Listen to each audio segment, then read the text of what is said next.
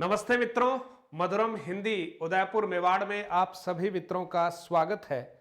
और जैसा कि आप बहुत सारे मित्रों को ये जानकारी होगी कि जो कॉलेज भर्ती परीक्षा है, असिस्टेंट प्रोफेसर भर्ती परीक्षा के लिए कहीं न कहीं एलिजिबिलिटी जो हमें हासिल करनी है, तो राजस्थान में सेट नामक एक एग्जाम जो है वो होता है। पिछले कुछ वर्षों से ये नहीं हो रहा था।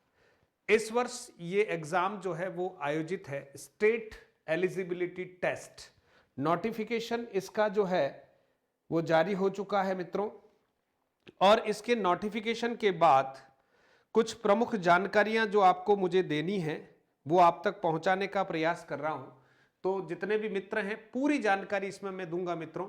आयु की सीमा के संबंध में, आवेदन कब से प्रारंभ है, पाठ्यक्रम, एग्जाम का पैटर्न क्या है, सारी संपूर्ण जानकारियां इसमें मैं आपको देने का प्रयास करूंगा। तो वीडियो के अंत तक जरूर बने रहें। सिलेबस में मैं हिंदी के सिलेबस पर डिस्कस करने वाला हूं मित्रों, और बाकी अन्य सिलेबस जो हैं आप वेबसाइट पर देख सकते हैं। गुरु गोविंद सिंह विश्वविद्यालय को इस बार ये जिम्मा दिया है। इससे पहले तक आरपीएससी ही इस परीक्षा को कराती आई है, लेकिन इस बार पहली बार गुरु गोविंद सिंह जनजातीय विश्वविद्यालय जो है बांसवाड़ा, उसको ये जिम्मेदारी दी गई है। तो उनकी तरफ से नोटिफिकेशन जो है वो जारी हो चुका है। तो मुझे पूर्ण विश्वास है कि जो भी कॉलेज वैकेंसी के लिए प्रयासरत हैं उनके लिए ये एक अच्छा सुनहरा अवसर है। आप नेशनल एलिजिबिलिटी टेस्ट में पात्रता हासिल कर लें या फिर स्टेट एलिजिबिलिटी टेस्ट में पात्रता हासिल कर लें, ये दोनों ही अपनी जगह पर एक उपयुक्त पात्रता है। विश्वविद्यालय में असिस्टेंट प्रोफेसर बनने के लिए, या राजकीय महाविद्यालयों में असिस्टेंट प्रोफेसर बनने के लिए, या गैर राजकीय महाविद्यालयों के लिए भी आपको इस पात्रता परीक्षा से गुजरना होता है। तो आइए पूरी जानकारी आप तक पहुंचाने का प्रयास करता हूं। जितने मित्र जुड़ पा रहे हैं सभी मित्र जुड़े मित्रों, क्योंकि इस जानकारी के बाद, क्योंकि आज से ही इसके आवेदन प्रारंभ हो गए हैं, तो मुझे लगता है कि जब आवेदन प्रारंभ हो गए हैं तो आपके पास पर्याप्त जानकारी होनी चाहिए। तो शुरू करते हैं मित्रों। और जानकारी के लिए मैं आपको ये भी बता दूं मित्रों कि मैं भी जब कॉलेज स्कूल व्याख्याता की तैयारी कर रहा था 2008 में, और 2008 में जब स्कूल व्याख्याता की तैयारी कर रहा था तो उसके साथ साथ ही 2 बार नेट को उत्तीर्ण किया मित्रों, और 2012 में मैंने स्टेट एलिजिबिलिटी टेस्ट को भी क्लियर किया मित्रों। और हमारे समय में जो है फर्स्ट, सेकंड और थर्ड 3 पेपर हुआ करते थे, और उसमें तीसरा पेपर जो था मित्रों वो रिटन था। पहला ऑब्जेक्टिव, दूसरा सब्जेक्ट का ही पेपर होता था वो ऑब्जेक्टिव, और तीसरा पेपर होता था वो डिस्क्रिप्टिव होता था मित्रों। तो हमने वो एग्जाम फाइट कर रखा है जो आज की तारीख में जो एग्जाम हो रहे हैं उनसे थोड़ा कठिन रहा वास्तव में, क्योंकि 3 पेपर हमें फाइट करने होते थे जिसमें डिस्क्रिप्टिव भी था। तो देखिएगा, हम बात करते हैं मित्रों। सबसे पहले मित्रों बात करूंगा, ये एडवर्टाइजमेंट है मित्रों गुरु गोविंद ट्राइबल यूनिवर्सिटी बांसवाड़ा की ओर से। ये एक हमारे सामने नोटिफिकेशन आया है। तारीख है मित्रों 9/1/2023 को ये नोटिफिकेशन जो है वो फ्लैश हुआ है। और लगभग देखिए ये इतने सारे विषय हैं जिसमें ये असिस्टेंट प्रोफेसर के लिए सेट एग्जाम होगा, और ये विषय लगभग 1 2 3 4 5 6 7 8 9 10 और 10 20 और यहाँ 9, लगभग 29 विषय में मित्रों सेट एग्जाम जो है वो विश्वविद्यालय कराएगा 29 विषयों में। इन विषयों में अगर आपका भी विषय आता है तो आपको भी ये आवेदन करना है, और आपके पास एक पात्रता हो जाएगी जब भी कॉलेज की वैकेंसी, क्योंकि इस पात्रता परीक्षा के बाद जो है आने वाले समय में कॉलेज भर्ती जो है वो निकलेगी, और उसमें आप अपनी योग्यता अर्जित कर लें, ज्यादा अच्छा है। तो सबसे पहले मित्रों कुछ कंडीशंस ऑफ एलिजिबिलिटी, योग्यता की हम बात कर लेते हैं मित्रों। तो योग्यता के लिए यहां पर ये जो है मित्रों कि आप जो है एमए में आपके 55% होने चाहिए, है ना। अब किन किन के होने चाहिए मित्रों?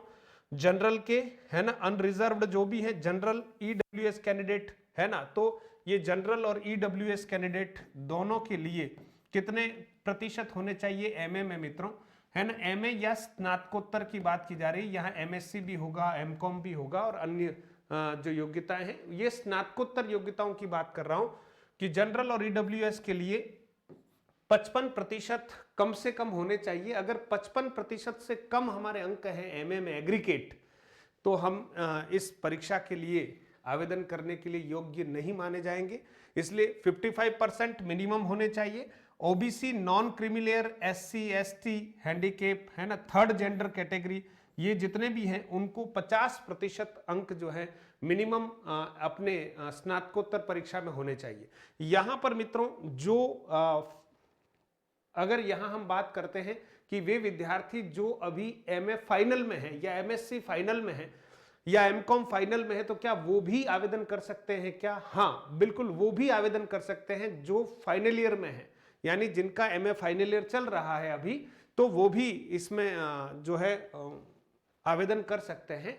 और अगर इसमें आपका चयन हो जाता है तो जिस समय आपके एमए की जो है मार्कशीट आ जाती है और उसमें आप 55% जो है स्कोर कर लेते हैं, तो आपको जो है जो सेट का आपका योग्यता प्रमाण पत्र है वो आपको मिल जाएगा। इसलिए आवेदन कर सकते हैं, जो एमए फाइनल कर रहे हैं वो इसमें आवेदन कर सकते हैं। फिर मित्रों यहां पर वही कहा गया कि candidate who are pursuing their master degree और इक्विवेलेंट कोर्स और candidate who have appeared for their qualifying master degree final year, ध्यान रखना फाइनल ईयर में, कोई एमए प्रीवियस में है और वो सोचता है कि मैं आवेदन करूं क्या, तो एमए प्रीवियस वालों का आवेदन स्वीकार नहीं किया जाएगा। MSc final, MA final, MCom final में जिसने प्रवेश ले लिया है मित्रों, वो जो है इसके लिए एलिजिबल होंगे।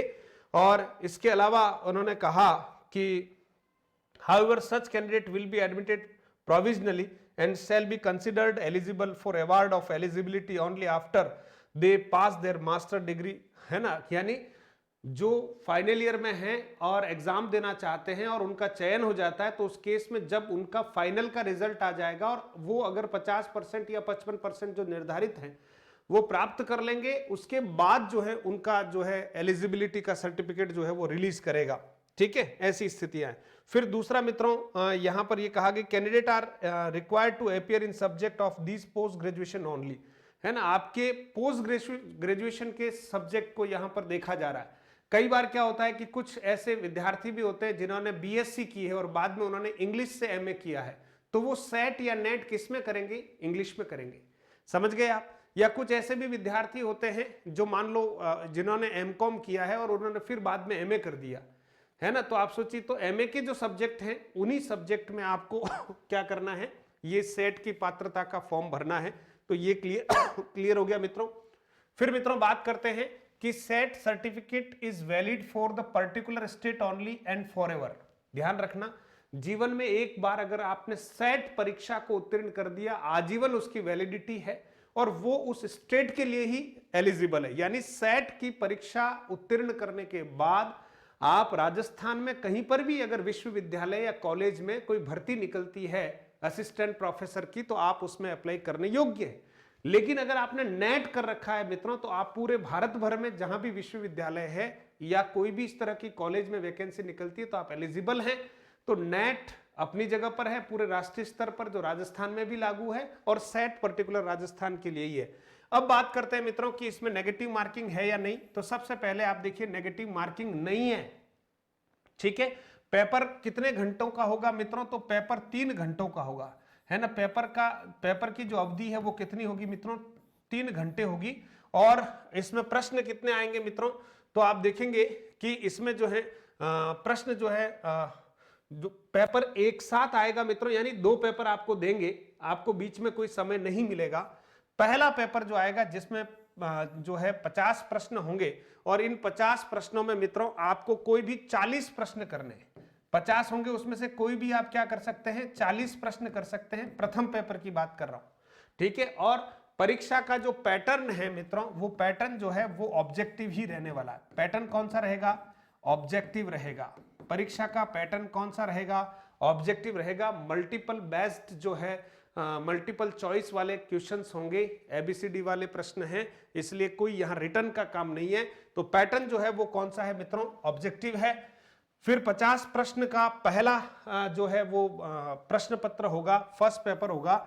उसमें से कोई भी 40 प्रश्न आपको करना है, और इन 40 प्रश्नों में भी मित्रों मिनिमम हमें कितने अंक प्राप्त करने होंगे? 40% अंक अगर हमारे आएंगे तो ही सेकंड पेपर जो है आपका चेक होगा। अगर फर्स्ट पेपर में 40% अंक भी अगर हम हासिल नहीं कर पाए तो मित्रों हमारा कोई पेपर चेक करने वाला नहीं है।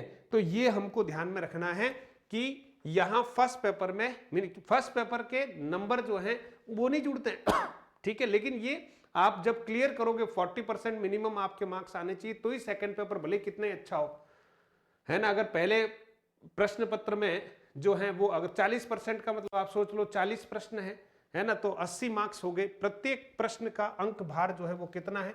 2 अंक का प्रश्न है मित्रों, प्रत्येक प्रश्न 2 अंक का है ना। और 3 घंटे में टोटल कितने जो है मित्रों यहां पर, हाँ सॉरी, यहां पर देखिएगा लगभग यहां आप देखेंगे कि ये जो 50 प्रश्न है मित्रों, इसमें आप देखिए the minimum questions paper shall be in English और हिंदी। यहां पर आप देखिए हमारे टाइम में तो ये था कि 40 प्रश्न करने, अभी मुझे लगता है कि यहां पर पूरा इस नोटिफिकेशन में कहीं क्लियर लिखा हुआ नहीं है, लेकिन आपको प्रश्न शायद पूरे के पूरे करने पड़ेंगे।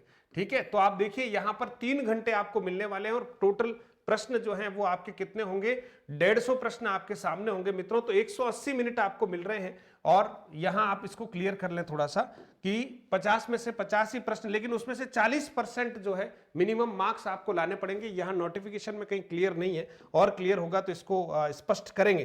ठीक है मित्रों, तो यहां आप देखेंगे कि 3 घंटे हैं और 3 घंटे में आपको कितने प्रश्न अटेंड करने हैं मित्रों?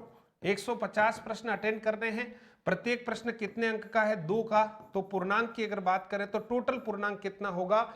300। लेकिन आप ध्यान रखिएगा आपका जो सिलेक्शन होगा वो विषय के जो अंक हैं उसके आधार पर ही होगा।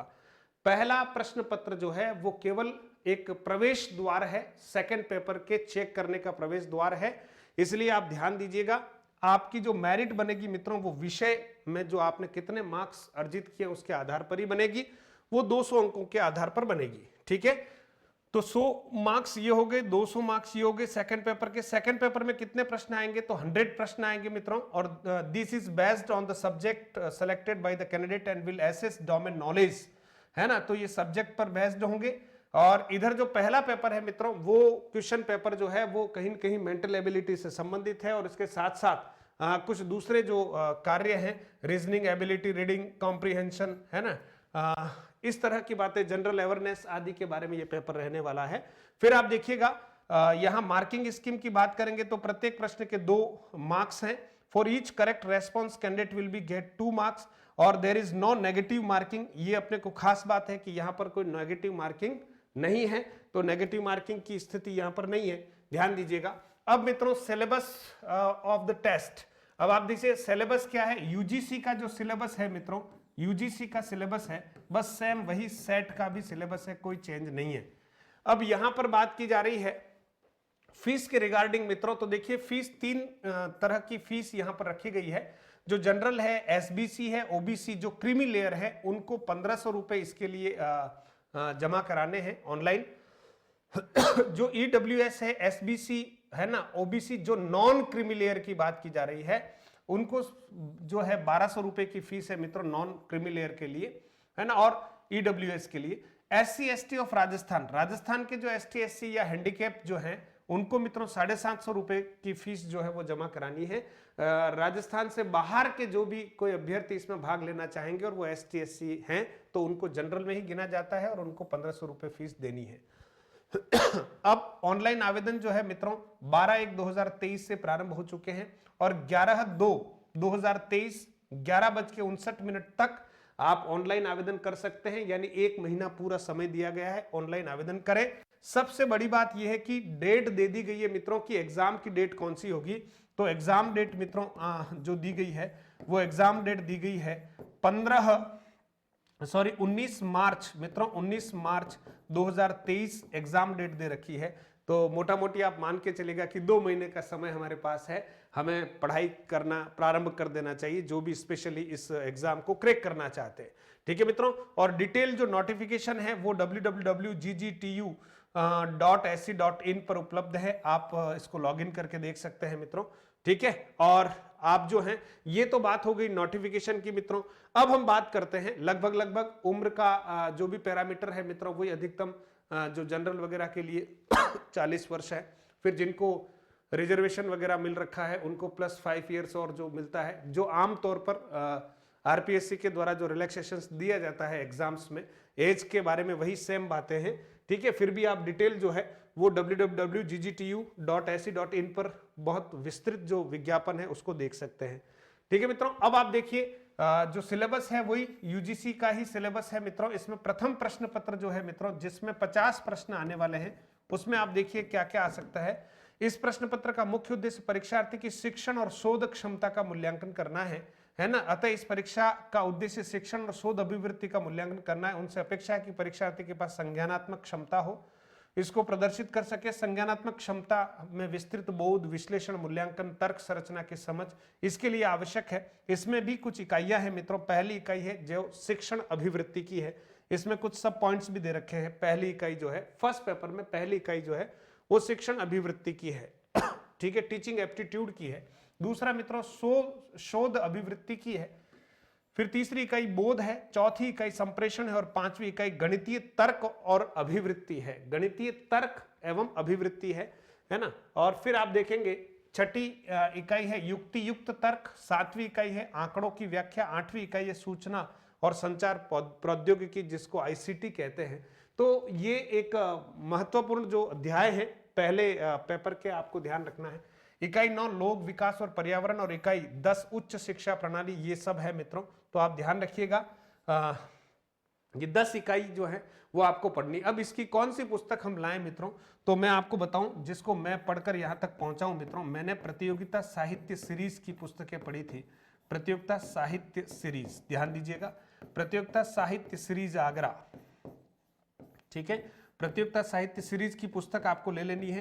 फर्स्ट पेपर के लिए भी आप यही पुस्तक ले लें और सेकंड पेपर के लिए भी आप प्रतियोगिता साहित्य सीरीज की पुस्तकें ले लें। बहुत अच्छी पुस्तकें हैं और अब हमारे पास ज्यादा पढ़ने का समय नहीं है, तो एक एक जो पुस्तक दोनों ले लें आप, फर्स्ट पेपर सेकंड पेपर की, और इस पर ही फोकस हो जाए, आपका काम हो जाएगा। ज्यादा इधर उधर डोलने की जरूरत नहीं है मित्रों। ये जो है हिंदी विषय का सिलेबस है, आप ध्यान रखिएगा। इसमें पहली इकाई जो है वो है हिंदी भाषा और उसका विकास। पहली इकाई है मित्रों हिंदी भाषा और उसका विकास, तो आपको बिल्कुल इस इकाई को बहुत अच्छे से पढ़ना है। ठीक है, फिर दूसरी इकाई है मित्रों हिंदी साहित्य का इतिहास, और साहित्य के इतिहास में मित्रों वही हिंदी साहित्य इतिहास का जो है आदिकाल से लेकर, है ना, समकालीन 2000 ईस्वी तक, वर्ष 2000 ईस्वी तक की जो पत्र पत्रिकाएं हैं, जो साहित्य है, गद्य पद्य सब, वो वहां तक का हमें पढ़ना है मित्रों। और फिर इसके बाद जो है अगली जो हमारे पास इसी इकाई में जो है हिंदी साहित्य की गद्य विधाएं मित्रों, उपन्यास से लेकर हिंदी आलोचना तक के सारे पाठ हमको पढ़ने हैं। और हिंदी की अन्य गद्य विधाएं, जिसमें रेखा, चित्र, संस्मरण, यात्रा साहित्य सारा है, और हिंदी प्रवासी साहित्य, अवधारणा, प्रमुख साहित्यकार, ये दूसरी यूनिट है हमारी। तीसरी यूनिट जो है मित्रों उसमें साहित्य शास्त्र आता है, ध्यान रखना। साहित्य शास्त्र में काव्य के लक्षण है, प्रमुख संप्रदाय और सिद्धांत है, रस निष्पत्ति साधारणीकरण है, शब्द शक्ति, काव्य गुण दोष है, प्लेटो के काव्य सिद्धांत है, अरस्तु के हैं, वर्ड्सवर्थ के हैं, कॉलरिज के हैं, टीएस इलियट के हैं, आई रिचर्ड्स के हैं, नई समीक्षा, मिथक, फंतासी, कल्पना, प्रतीक, बिंब, ये सारे जो चैप्टर हैं वो साहित्य शास्त्र में है। कुल मिला के भारतीय काव्य शास्त्र भी है और पाश्चात्य काव्य शास्त्र भी है, तो हमें इसकी तैयारी करनी है। और आप देखें यूनिट नंबर 4 जो है वो यूनिट नंबर 4 देखिएगा, इसमें वैचारिक पृष्ठभूमि के बारे में बात की गई है कि भारतीय नवजागरण काल, हिंदी नवजागरण, खड़ी बोली आंदोलन, फोर्ट विलियम कॉलेज, भारतेंदु और हिंदी नवजागरण, महावीर प्रसाद द्विवेदी और हिंदी नवजागरण, गांधीवादी दर्शन, अंबेडकर दर्शन, लोहिया दर्शन, मार्क्सवाद, मनोविश्लेषणवाद, अस्तित्ववाद, उत्तर आधुनिकतावाद, इन सब पर हम बात करेंगे। और दलित, स्त्री, आदिवासी एवं अल्पसंख्यक विमर्श पर भी हमको बात करनी है। ये हिंदी का तो मुख्य रूप से 4 इकाइयां, अब ये देखिएगा 4 इकाइयां, और इस 4 के साथ 5वीं जो इकाई है मित्रों देखिएगा हिंदी कविता, 5वीं इकाई है हिंदी कविता। और इस कविता में भी पर्टिकुलर आप देखिए पृथ्वीराज रासो, ध्यान देना, हिंदी कविता में ये लिख रखा है, पृथ्वीराज रासो, रेवा तट, खुसरो की पहेलियां और मुकरियां, विद्यापति की पदावली 1 से 25, कबीर जो है वो पद संख्या 160 से 209, यानी लगभग कितने पद हैं आप देख लीजिएगा, है ना, 40 और यहाँ पर 100, 149 पद है, मतलब कुल मिला के 149 पद आपको कबीर के पढ़ने हैं। जायसी ग्रंथावली नागमती वियोग खंड है मित्रों। भ्रमर गीत सार है, पद संख्या 21 से 70 है। तुलसीदास रामचरितमानस उत्तरकांड है मित्रों। बिहारी सतसई है, दोहा संख्या 1 से 50 तक। गणानंद कवित्त है, दोहा कवित्त संख्या 1 से 30 तक। मीरा है मित्रों, प्रारंभ के 20 पद है ना, संपादक विश्वनाथ त्रिपाठी। अयोध्या से उपाध्याय हरिवत प्रिय प्रवास है। मैथिलीशन गुप्त भारत भारती साकेत नवम सर्ग है। जयशंकर प्रसाद आंसू कामायनी श्रद्धा लज्जा और ईडा सर्ग है कामायनी की, और आंसू पूरा है। निराला जूही की कली जागो फिर एक बार, सरोस्मृति राम की शक्ति पूजा, कुकुर मुत्ता बांधो न नाव इस ठाव बंधु, ये निराला की कविताएं हैं। सुमित्रा पंत परिवर्तन और प्रथम रश्मि, महादेव वर्मा बीन भी हूं मैं, तुम्हारी रागनी भी हूं मैं, नीर भरी दुख की बदली, फिर विकल है मेरे प्राण यह मंदिर का दीप, इसे नीरव जलने दो द्रुत जरो जग के जीर्ण पत्र। फिर रामधारी सिंह दिनकर है मित्रों। उर्वशी रश्मिरथी नागार्जुन है। सच्चिदानंद हीरानंद वात्स्यायन है। भवानी प्रसाद मिश्र है। मुक्तिबोध और धूमिल है। इतने सारे हमारे जो कवि हैं इनकी रचनाओं को हमें पढ़ना है। सिलेबस यूं देखें तो बहुत लेंदी है मित्रों, और इकाई 6 जो है मित्रों, इसमें हिंदी उपन्यासों की बात की गई है। तो पंडित गौरीदत्त का उपन्यास है देवरानी जेठानी की कहानी, लाला श्रीनिवास दास का परीक्षा गुरु, प्रेमचंद का गोदान, अज्ञे का शिखर एक जीवनी भाग 1, और हरजरी प्रसाद द्विवेदी का बाणभट्ट की आत्मकथा, ये हमें उपन्यास पढ़ने हैं मित्रों। इसके साथ साथ फणीश्वर नाथ रेणु, मिला अंचल, यशपाल झूठा सच, अमृतलाल नागर मानस का हंस, भीष्म साहनी, तमस, श्रीलाल शुक्ल, राग दरबारी, कृष्णा शोभती, जिंदगी नामा, मनु भंडारी आपका बंटी, जगदीश चंद्र धरती, धन्य अपना, इतने सारे उपन्यास हैं। तो ये छोटा सिलेबस नहीं है मित्रों, ठीक है। इकाई नंबर 7 है मित्रों, हिंदी कहानी, राजेंद्र बाला घोष है ना, माधवराव सप्रे, सुभद्रा कुमारी चौहान, प्रेमचंद राजा राधिका रमन प्रसाद सिंह, चंद्रधर शर्मा गुलेरी, जयशंकर प्रसाद, जैनेन्द्र, फणीश्वर रेणु, अज्ञे, शेखर जोशी, भीष्म साहनी, कृष्णा सोबती, हरिशंकर परसाई, ज्ञान रंजन, कमलेश्वर, निर्मल वर्मा, ये इतनी सारी आपको कहानियां भी पढ़नी है मित्रों। और इकाई नंबर 8 जो है, मतलब आप सिलेबस पर्याप्त है। 8 देखिएगा, भारतेंदु के नाटक हैं, अंधेर नगरी, भारत दुर्दशा, जयशंकर प्रसाद, धर्मी भारती, लक्ष्मीनारायण लाल, मोहन राकेश, हबीब तनवीर और सर्वेश्वर दयाल सक्सेना, शंकर शेष, उपेंद्र नाथ अस्क और मनु भंडारी, ये सब जो है मित्रों आप देख सकते हैं, ठीक है। तो और फिर इकाई 9 है मित्रों, देखिएगा हिंदी निबंध है, उसमें भारतेंदु के निबंध हैं, प्रताप नारायण मिश्र के, बालकृष्ण भट्ट, रामचंद्र शुक्ल, हजारी प्रसाद द्विवेदी, विद्यानिवास मिश्र, अध्यापक पूर्ण सिंह, कुबेरनाथ राय, विवेकी राय और नामवर है मित्रों। बहुत लेंदी सिलेबस है, ठीक है। और इसी तरह से आत्मकथा, जीवनी एवं अन्य गद्य विधाएं, राम वृक्ष, बैनीपुरी, माटी की मूर्तें है ना, महादेव वर्मा, तुलसीदास, शिवरानी देवी और मनु भंडारी, विष्णु प्रभाकर, आवारा मसीहा आदि रचनाएं जो हैं, रचनाएं भी बहुत सारी है। हरिवंश राय बच्चन, क्या भूलूं क्या याद करूं, रमणिका गुप्ता, आप हुदरी, भोलाराम का जीव, जामुन का पेड़, कृष्णचंद्र, संस्कृति के 4 अध्याय, एक लेखक की डायरी, मेरी तिब्बत यात्रा, अरे यायावर याद रहेगा। तो कुल 10 जो है मित्रों इकाइयां हैं, कुल 10 इकाई है, ठीक है। और मधुरम हिंदी के इस डिजिटल प्लेटफॉर्म पर मित्रों आपको हम कोशिश करेंगे कि इसकी टेस्ट सीरीज हम आपको उपलब्ध कराएं। पूरा सिलेबस तो उपलब्ध कराना बहुत मुश्किल है, लेकिन बहुत सारा जो सिलेबस हमने करवा रखा है यूट्यूब पर वो जरूर देखिएगा। हिंदी साहित्य का इतिहास करा रखा है, साहित्य शास्त्र करा रखा है, तो और समय समय पर और भी हम प्रयास करेंगे। बाकी टेस्ट सीरीज हम एक प्रयास करेंगे कि सेट के लिए एक हम टेस्ट सीरीज ज्वाइन करें मित्रों। और फिर आप देखेंगे कि कॉलेज व्याख्याता के लिए हमने एक सिलेबस, और हम कोशिश करेंगे कि सेट का एक जल्दी ही हम कोर्स डिजाइन कर पाए, तो आपको बता दिया जाएगा। और आप मधुरम हिंदी ऐप को जरूर डाउनलोड कर लीजिएगा, मधुरम हिंदी ऐप को डाउनलोड कर लीजिएगा। और ये पूरी की पूरी पीडीएफ, और आगे आने वाले समय में कुछ भी जानकारी मुझे देनी होगी तो मैं नोटिफिकेशन जो है वो टेलीग्राम में शेयर करता हूं, तो आप जरूर टेलीग्राम चैनल को भी ज्वाइन कर दीजिएगा। टेलीग्राम चैनल का भी यही नाम है, मधुरम हिंदी, आप उसको ज्वाइन कीजिएगा। और अगर पहली बार आप इस चैनल पर आए हैं तो यूट्यूब चैनल हमारा जो है वो मधुरम हिंदी के नाम से ही है, इसे आप सब्सक्राइब कीजिएगा और अच्छी तरह से हिंदी पढ़िएगा। मैंने आपको किताबें बता दी है, प्रतियोगिता साहित्य सीरीज की 2 गाइड ले आइएगा, फर्स्ट पेपर और सेकंड पेपर सब्जेक्ट वाला, तो आपका काम बहुत कुछ हो जाएगा मित्रों। इधर उधर ज्यादा भटके नहीं, समय कम है, तो एक पूरी जानकारी आपको देने का प्रयास किया। और भी आपके कोई संदेह हो तो आप कमेंट बॉक्स में लिखें, मैं प्रयास करूंगा उनके उत्तर आपको अगले वीडियो में दे पाऊं। बहुत बहुत धन्यवाद मित्रों। जो भी तैयारी कर रहे हैं मन से करें, ये तैयारी आपके असिस्टेंट प्रोफेसर भर्ती परीक्षा में भी काम आएगी मित्रों। लगभग मिला जुला सिलेबस यही होता है। तो बहुत बहुत धन्यवाद।